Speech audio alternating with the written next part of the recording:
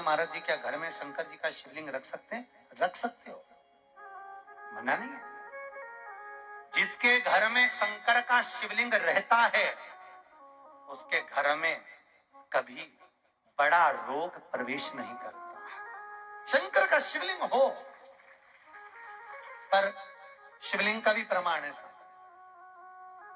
घर में जो भी मूर्ति होती है, जमीन ये जमीन है, इससे अंगूठे को उठाकर देख लो, हाथ को, बस इतनी बड़ी मूर्ति प्रतिमा स्वरूप घर के अंदर होना चाहिए, इससे बड़ी नहीं।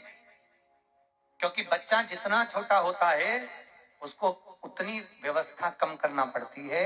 बच्चा जब बड़ा हो जाता है व्यवस्थाएं बढ़ती चली जाती। और निवेदन है, आप अपने घर के कमरे में दूसरों को अलाउ नहीं करते। करते हो क्या? जेठानी का लड़का आया तुम्हारे कमरे में आकर बैठ गया, देवरानी का आया या ननंद के छोरा छोरी आए तुम्हारे कमरे में बैठ गया, तुम्हें अच्छा लगेगा? जल्दी कर बैठ।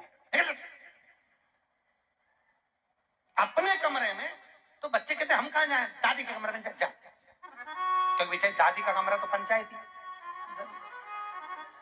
अपने कमरे में कोई नहीं होना। और ले देकर केवल एक भगवान का कमरा ही ऐसा होता है, भगवान का मंदिर एक ऐसा होता है जिसमें सब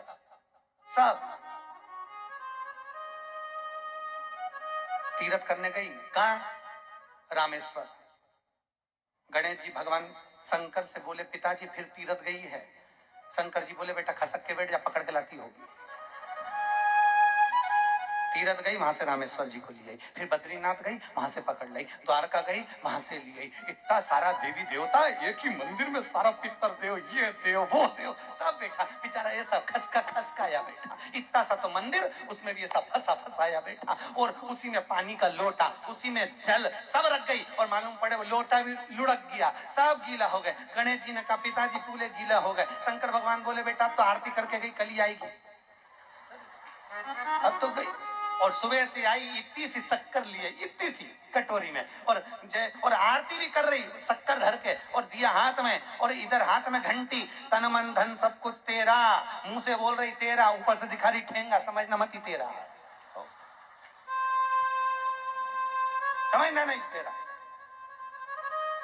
पहले के लोग घंटी बजाते थे, अंगूठा नीचे रखते थे। आज के जमाने में तन मन धन सब कुछ तेरा, समझ। भगवान भी कहे का इतनी सी शक्कर, और सब भगवान के सामने एक इतनी सी शक्कर धर दी। गणेश जी के मैं खाऊं, राम जी के मैं खाऊं, हनुमान जी के मैं खाऊं, सब झगड़ रहा है। इतने में सब झगड़ रहे थे, इन्होंने विचार करा, इनने खाने के चक्कर में अपनी किचकिच कराई, अब की बार ये किचन में जाओ तो अपन भी किचकिच कराओ। अब सारे पंडितों से पूछती फिर रही, महाराज घर में शांति नहीं, घर में शांति नहीं। अब महाराज जी के कहीं मालूम कि क्यों शांति नहीं। जब देवताओं का किचकिच कराएगी तो तुझे कौन छोड़ेगा? कर किचकिच भगवान।